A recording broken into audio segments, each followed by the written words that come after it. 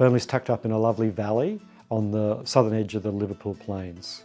It's 3,000 acres. There's about 1,000 acres of really low country grazing areas, and then about 2,000 acres which is treed country and high country where the conservation agreement is.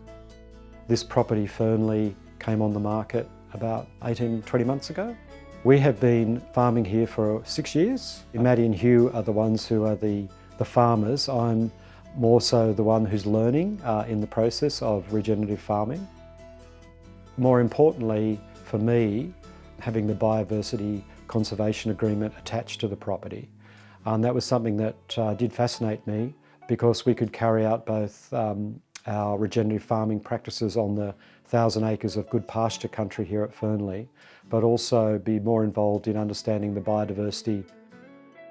The Biodiversity Conservation Trust is a part of the New South Wales Government, and we've been set up to help landholders protect and manage biodiversity on their properties. This is a property that's come through our revolving fund program where BCT purchases land from landholders and then sells that on to interested landholders with a conservation agreement in place. The really clever thing about the Biodiversity Conservation Agreement is that it actually allows you to graze that land at certain times of the year. So it's not in complete lockup, and you also get recompensed for when you can't do it. The main task in the first year was really to get the boundary fence between the conservation agreement and the pasture set up. In terms of the actual grazing side of things, it's not too onerous in the sense that we just have to keep a diary of when animals go in and animals go out. We here at Fernleigh have a 10-week grazing period over the winter time. But in addition to that, should the biomass support it, we can seek to graze it at other times. Landcare's invited me to the field day today to talk about farm ecology, the idea of the farm as an ecosystem, and how that concept can be used to improve productivity and sustainability of farms. A component of that is private land conservation. I think the most exciting thing about Maddie and Malcolm here is that they're curious.